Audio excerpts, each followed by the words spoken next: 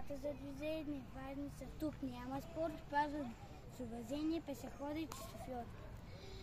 Пешеходец съм и зная правилата до едно.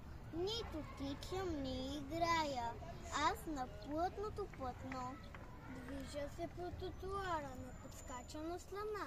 Чакам кротко светофара с зелена светлина. Из квартала вече мога да се движа без тревога. Студ измой на посте пак.